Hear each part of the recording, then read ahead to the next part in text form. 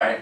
You want to ask them that question. If their answer implies they are not being intentional. Now, their answer can either imply they're being intentional, they have a plan to about how they're going to find their home, or they're not. No matter what they can say, it's either they're being intentional or they're not.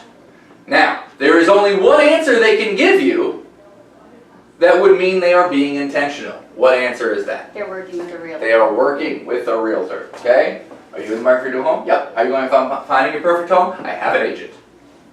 That would be the only answer they can give you that would imply they are being intentional. Any other answer, such as, I'm online, I'm going to open houses, I'm asking friends, right? Any of those answers means they are not being intentional.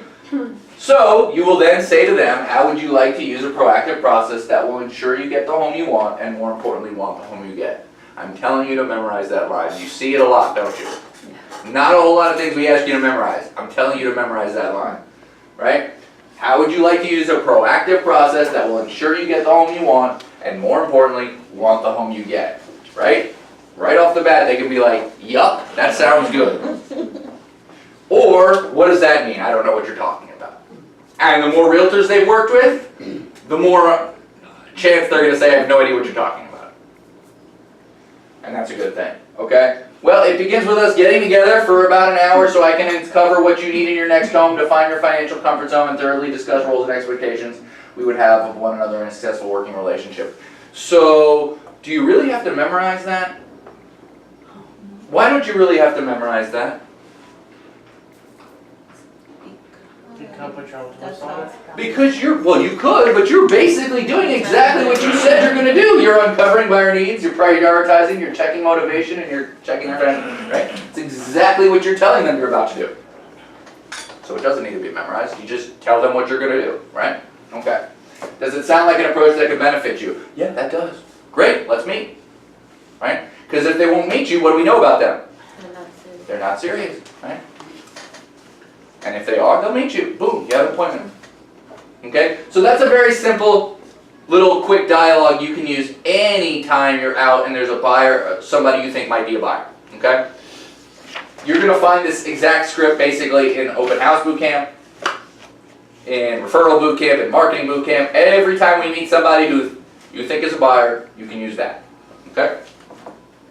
Okay, if you have to justify the meeting, this is the justification dialogue, another important dialogue that you should always have at your disposal, okay? Because you will find a buyer, a real serious buyer, who still gives you a little pushback and says, well, I'm a little confused. Why do we have to go meet in the office? Right? Other realtors just take me to see houses. I want to just go see houses. I don't want to waste time. Why do we have to do this, right? And that's a rational question, don't you think?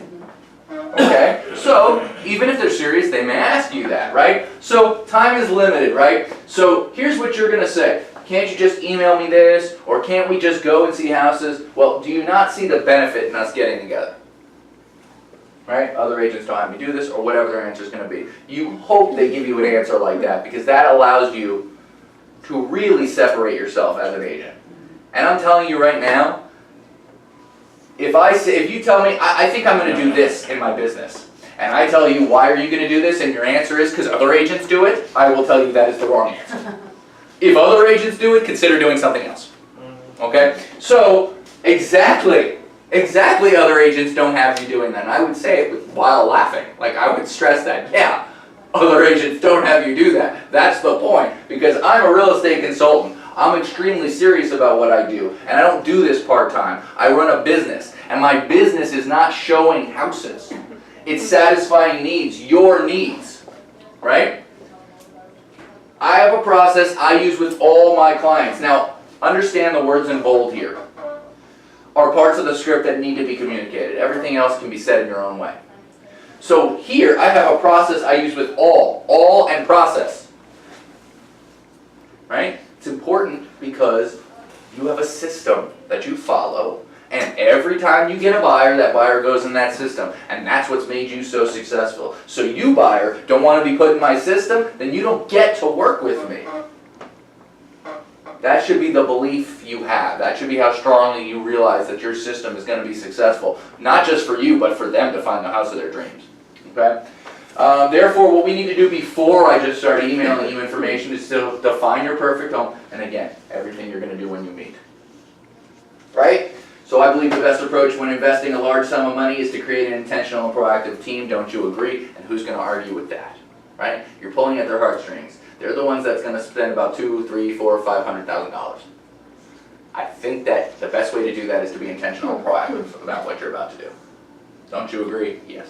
Okay, great. Now let's set a meeting. And if at that point, if you have to use this justification dialogue, and you've gone over this, and they still say, I don't know if we should meet, that's when you can literally scream out right in their face, next. No, I wouldn't do that. Wouldn't do that, but you certainly, probably a person you don't need to be working with, right? And it says, don't step over dollars to pick up dimes, right? If you're trying to get that last piece of change, you're missing that dollar that's right there because you said no to him. The next buyer is going to be ready and willing and they want to buy, and you're not going to work with that person because you're wasting time with this person. Okay? Okay, so once you get to the office, you will then move to the conference room. And what did I just say? I just said that. When everyone else is going north, consider going south, right? Be different. Everybody else is going to go show them houses right now. We are going to have a focus meeting instead. So typical agents move straight to the car with all who claim to be buyers.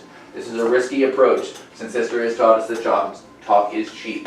Simply wanting to buy a home does not make somebody a legitimate home buyer, right? So we even give you a script for the assistant or the receptionist. Kaya and Sharon are completely versed in this, so don't worry about that. We will get them comfortable in the conference room and ready to meet with you. Okay? So that's where they're going to be. Now, where are you going to be when they're sitting in here getting their coffee and ready to go? You're going to be getting on the selling channel. And what does that mean? Getting in the game. Getting in the game, getting prepared. Getting your head in the game. Getting your head in the game. Looking right, dressing right, having your car clean. All that, right? Getting prepared to have the conversation you're about to have. And you can do that any way that you want to do. Athletes listen to music before they take the field. That's getting on the channel. Okay? You want to go over your scripts. Getting on the channel. Right? You want to go over those beliefs we went over in the beginning because that's going to be important to how you operate. Go over those. Whatever it is to laser focus your mind on what you're about to do that right before you go into the meeting. Okay? That's what getting on the channel means. Make sure you're in the correct mindset. Before you enter the room, clear your head of any and all outside distractions. This is what you're doing. This is what you're thinking about. Nothing else, right? You're not upset at your husband or wife right now. Any other problems that you have are out of your mind. Focus on the conversation at hand and imagine the desired end result. Okay? Shut your cell phone off and put it on vibrate. Don't be taking phone calls in the middle of the Another good conversation. recommendation, absolutely. Okay, building rapport. This page is for all those who are not good at naturally building rapport. Okay? If you are, you do not need a page like this. But the next step was to sit down and start having a little bit of a conversation with them, right? Just to get to know them a little bit. And again, if this is your best friend, you obviously know them and you're comfortable with them, you can skip it. But it is very important to get to know them a little bit. And so here is a dialogue if you need it. And we go over Ford here. And who's heard of Ford before? Suzanne? Anybody else heard of Ford when going over your, when trying to build rapport with somebody? These are topics of conversation. F, family. O, occupation. R, recreation. And D, dreams. Okay? You can talk about these things with anybody, right? We don't say politics or religion up there. Right? Their family, hey, you have any kids? Whatever. Things like that, right? What do you do for a living? Oh, you're a firefighter. Oh, really cool. You start a conversation. That's all you're doing. Developing a little rapport, right? And here's some examples of what that looks like. I'm going to assume everybody in this room is comfortable talking to another human being enough to develop a little bit of rapport with them, okay? All right. Okay, so then once the rapport has been set, we are going to start with the setting the tone. Remember, this is the win-win conversation, right? Where I said you didn't necessarily need a script, well, here's the script, okay? And there's 3 components to setting the tone, and they're all very simple. The first one is the win-win. I'll tell you what, Barbara, read the win-win. Mr. Baya, first let me say I really appreciate you meeting with me, and I want you to understand that my goal today is to establish the foundation for a win-win working relationship. Stop there for a second. I'm reading. Did you really need the script? No. I appreciate you meeting with me and I want to establish a win-win relationship? Okay, I just wanted to point that out. Okay, keep going, finish it. A lot of real estate agents are willing to sacrifice a win-win relationship in order to simply sell a house. And I want you to know right up front that I don't operate that way. With me, it's win-win or no deal. Again, doesn't necessarily have to be said as long as you say the first part. However, the second part is where you get to separate yourself from other realtors. And every opportunity that you get to do that, I recommend taking. And so the point is, look, you know realtors out there, and I tell people, look, most realtors out there aren't very good. You agree? Yes, you agree. Almost everybody agrees with that. Well, that's not me, right? I'm different. I'm different because I will not do and say anything just to get you a house, right? I want you to know I operate only on win-win relationships.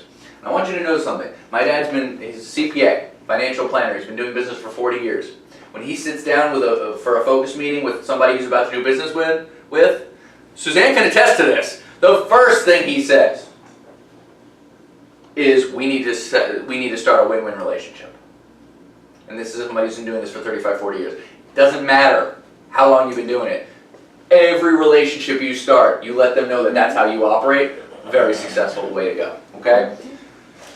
Once you've said that, then you move into the agenda. Once again, the agenda is not something you need to memorize because it is absolutely simply what you're about to do here in this meeting, right? Since this is going to be a large financial investment, we want to make sure you get the home you want. More importantly, want the home you get.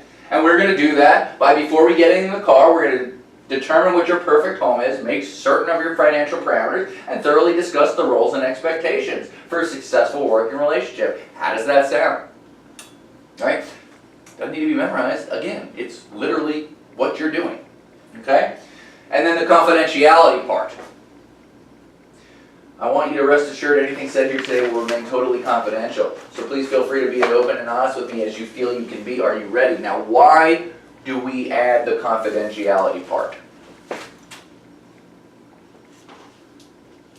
It's a very simple answer. Because we don't want to get in trouble? No. So they Well, doctors actually owe confidentiality. There's like some sort of legal thing there. Do we? No. No. So why are we saying that? So they feel comfortable sharing everything. That's answer 1A, but 1B is because that's how professionals talk. Right? Another opportunity to distance yourself from other agents, right? Professionals, attorneys, doctors, this is how they talk. And so you want to put yourself on that level by saying that. Okay? That's the reason. And then a transitional phrase, what I'd like to have each of you do, and this is going to get us into the next part. So now we're going to be, the next part is uncovering their needs and wants. Okay?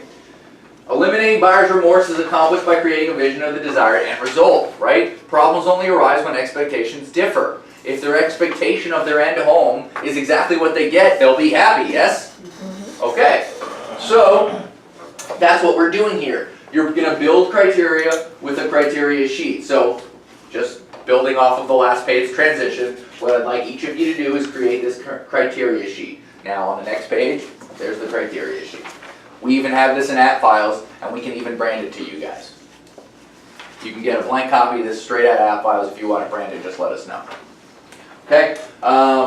So you just slide the sheet over to them so we can build the vision of your perfect home. I'm going to step out for a moment and allow you to complete it. Just open the door when you're finished. May I refresh your drinks? No cheating, jokingly said as you're closing the door. That's right.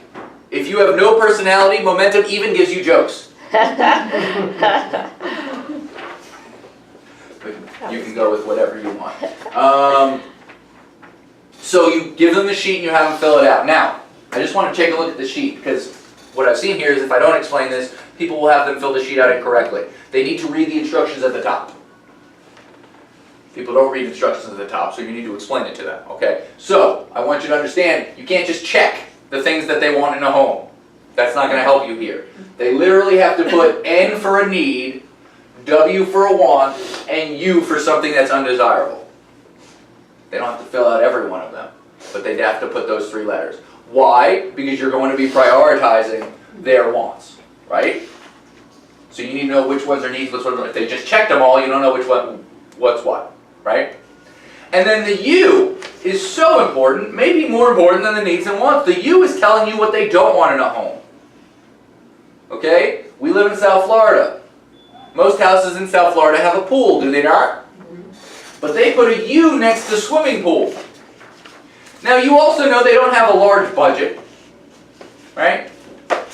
So if you find them a beautiful home that has all their needs and most of their wants, and they can afford a pool, it's exciting. Do you show it to them?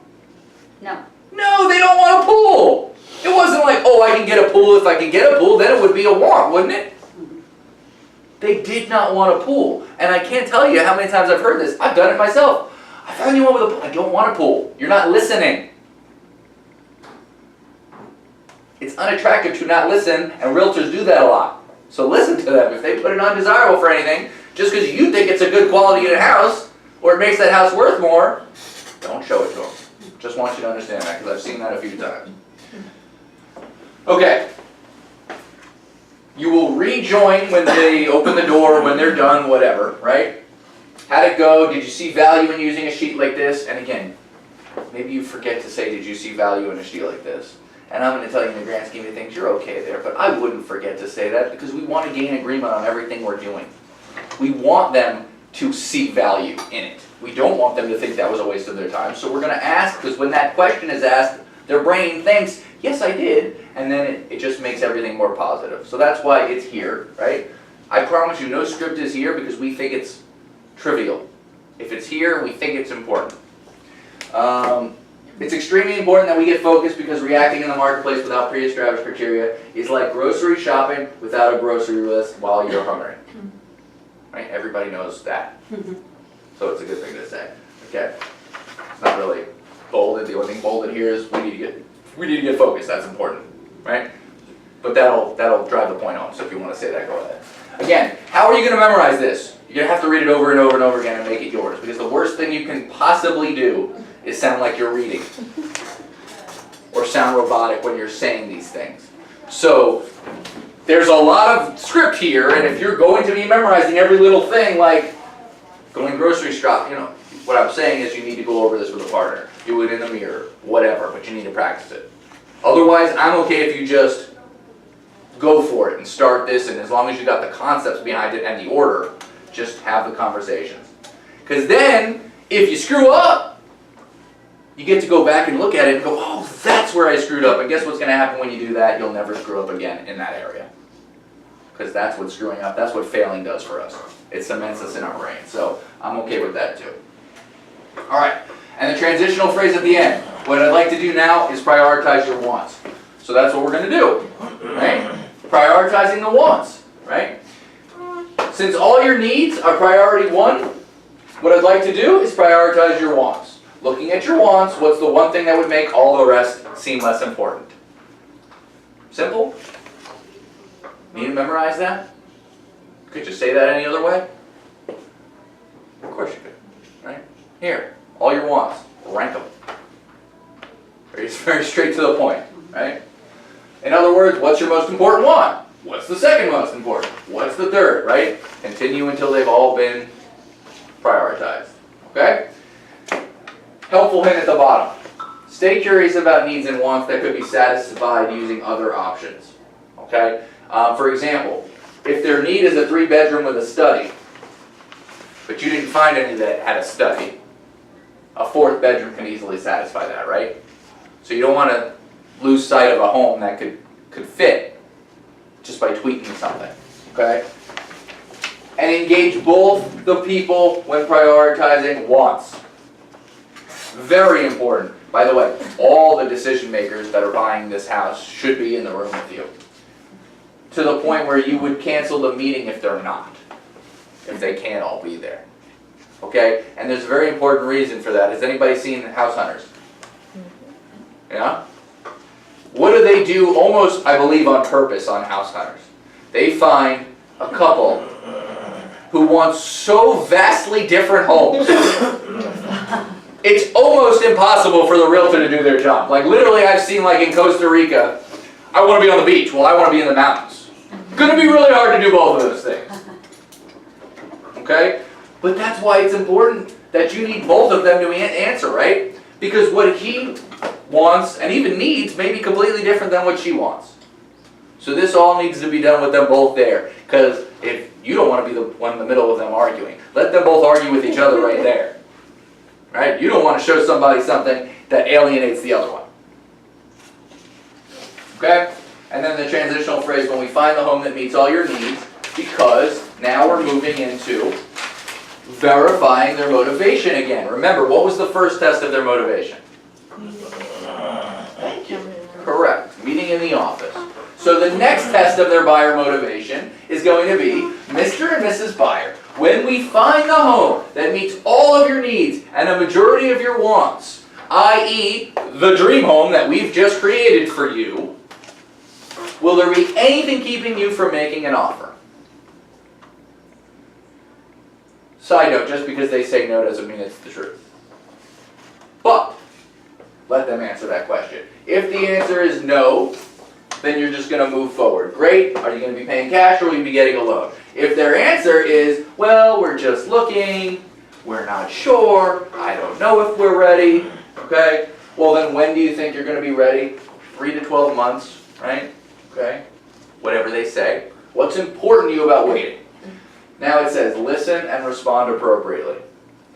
Do we put listen and respond appropriately in parentheses in a lot of places so far? Or was it just right there? Okay? You should always be listening. But very important that here, you listen to why it's important to them about waiting. Giselle, why do you want to really listen to their reasoning? Right there.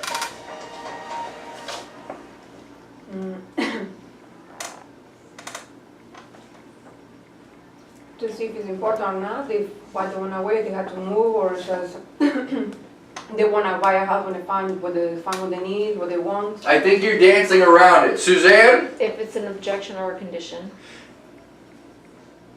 Yes, but I don't think they understand that. So what I'm saying is they could be bullshitting. Okay? Simply stated, I don't know if I'm ready. We want to wait 3 to 12 months. They could be lying to your face. Okay? And you want to listen to their reasoning, because if their reasoning doesn't sound very logical, they're just kind of, well, I'm not ready. It means I'm not ready with you right now. If I was very confident with you, I'd be ready. Now, I'm not saying that's every time, because listen and respond appropriately. If their reasoning is very sound, right? My husband's job is up in the air. I'm not really sure if we're going to be moving just yet or whatever. Could be truthful. And then you're going to want to follow up with them in that amount of time, right? Meeting's over.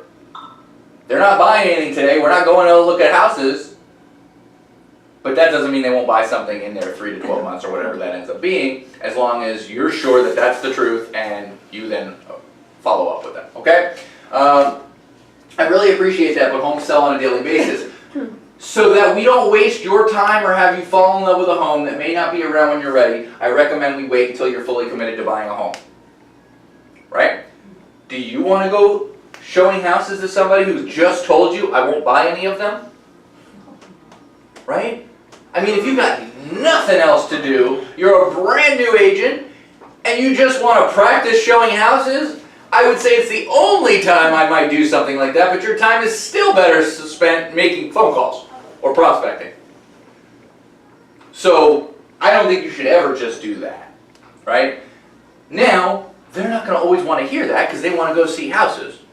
So that's why you have to be logical about this, right? Homes sell on a daily basis. We don't want to waste your time. We don't want you to fall in love with something and then you can't buy it, right? So for all those reasons, don't you think we should wait till you're fully committed? Isn't that fair? Hopefully they see your point. Great, then you're going to ask them how I can stay in touch with you to make sure I'm there for you when you're ready to go, blah, blah, blah, and they say that would be fine. Great.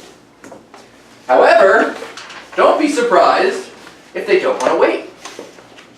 Right? Some of them will be like little children and throw a little tantrum, but that's not fair. I want to look. I want to go out looking, right? So, if after you logically tell them, look, you're not ready to go right now, I don't want you to fall in love with something, blah, blah, blah. They go, no, that's not fair, I want to look, right? You say, well, do you remember, and by the way, this is going to be a little harsh, you have to have confidence when you say this, and you have to say this with a smile. Do you remember at the beginning of our conversation when I told you I was here to create a win-win working relationship? Well, I think we might have just violated that agenda. I mean, we have a common goal, and that's getting you into your perfect home. Is that correct? Yes, it is. Great. Well, I'm going to commit 100% of my efforts towards finding your perfect home. All I ask is that when we find that home, you're prepared to buy it. Otherwise, the overall goal of getting you into your perfect home hasn't been accomplished. Doesn't that make sense? Good, it should. Well then great, then shouldn't we make it a win-win relationship from the beginning? Right? This is logical. You said it with a smile, so they shouldn't be offended by it. They should get it. And then that's when you're going to say great. And if they don't get it, and they just want to go out looking, that's why it's a gut check. Right? Typical agents are going to be like, oh, I don't want to lose this possible sale, so I'm going to go, I'm going to do it, I'm going to waste my time, and I know I'm going to do it. It's your business. I want you to understand that. You're the CEOs of your business, so you make that decision ultimately, but if you had all those beliefs we talked about deeply seated inside of you, it would be very easy for you to just say, no, I'm not going to do that. Go out looking with another agent. When you're serious and ready to buy, I'll still be here. Okay? Everybody gets that? All right. Remember, and there it says on the bottom, remember, you live in a world of abundance. There'll be another buyer. Okay. If you get past that part though, now you're going to be checking their financial ability. Once you're convinced you have motivated buyers, the next step is to test their ability to pay. Okay? You've given them 2 tests of motivation, they passed them. Now can they afford? Right? Mr. and Mrs. Buyer, are you going to be paying cash or will you be getting a loan? Right? I'm going to be getting a loan. Okay? Well, let me see it. Right? Make sure they have one. Right? Do you have one then? No, we don't. Okay? Well then, do you know a lender with whom you're comfortable?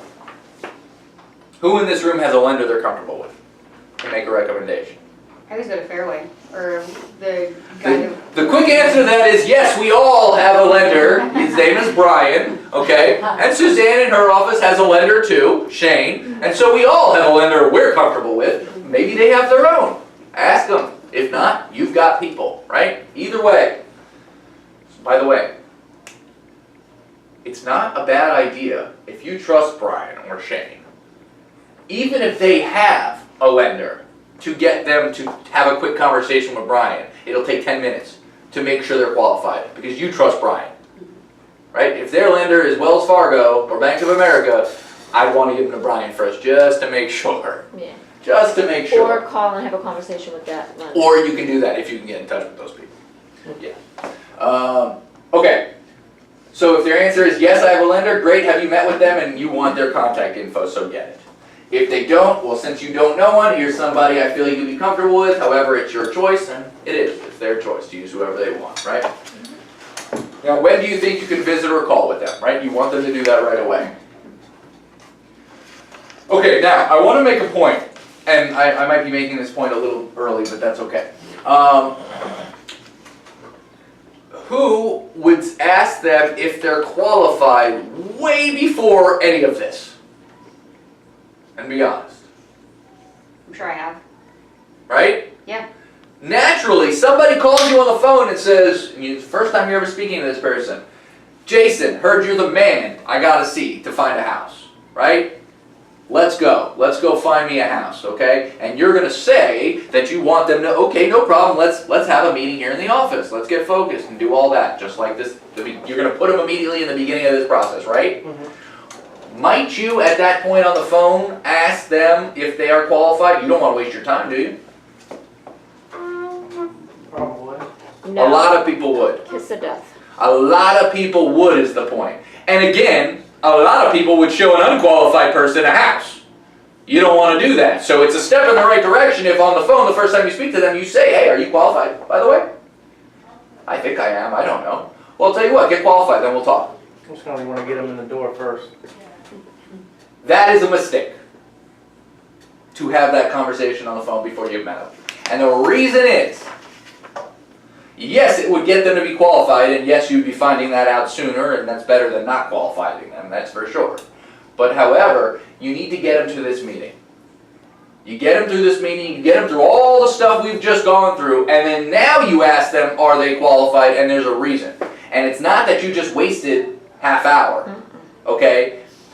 You didn't waste a half hour. You created a relationship with somebody. This person now likes you. They now want to buy a house with you. And they're about to find out that they cannot buy a house. You certainly don't want to be the bearer of bad news. You call on the phone, you talk to them, hey, go get your call qualified, call me back. That asshole gave me that bad news and now I can't get a house and I'm certainly not going back to Jason now. It wasn't your fault. But in a way, you get associated as the bearer of bad news. In this scenario, they now like you. You're ready to help them. They go to talk to the mortgage guy, and the mortgage guy gives them the bad news. Hey, no problem. We'll work with you. We'll make sure that, we get your credit up or whatever you need to do to get qualified. And then I'll be here for you when you're ready. And they already know they like you and you're somebody that they're comfortable with. They didn't get a chance to experience that if you just sent them to the mortgage guy and he told them they don't qualify. You understand? When I was buying my house, which drove me to do this, is that they were all saying that before they even did anything. Are you pre-qualified? It was like the first question they asked. You bought new. And they want me to look for houses. Like, oh, send me houses you want to see and I'll show you. I said, what? Wait, I'm hiring you. Why am I going to do all the legwork? Perfect case in point for why you want to show you're professional and different. Because this is what people assume realtors do. Because many, many, many of them do. Right? Okay. So as long as we get that point. Now, a few more questions you do need to understand and ask if you're working with a first-time home buyer. These people have never bought a house before, so they don't know these things. If you don't ask the questions, these things will come up and they will be a surprise, and you don't want them to be a surprise, right? So, do you have cash available to use for earnest money, for escrow? Right? Mr. Mortgage Guy told them that they can afford a $350,000 house. They don't have a penny to their name in the bank. Doesn't mean they can't afford a $350,000 house based on their salaries. They just won't be able to afford the closing costs or the escrow. Okay, so you need to make sure they understand that. Just because mortgage guy said they can afford $350,000, maybe they should get a lesser expensive house, or maybe no matter what they do, they won't have the money in the bank to pay for the rest of the stuff. When you tell them how much they need, depending on what, saying, all right, you're approved up to $350,000. If you go that route, this is what you're going to need out of pocket if you go FHA.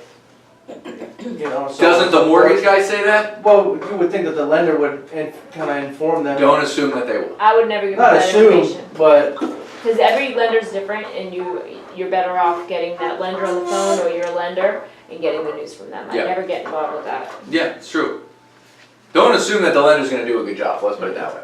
I mean, you can assume Brian's going to do a good job. I would still be asking these questions. Okay? Just making sure, right? Because hey, you look like a hero if you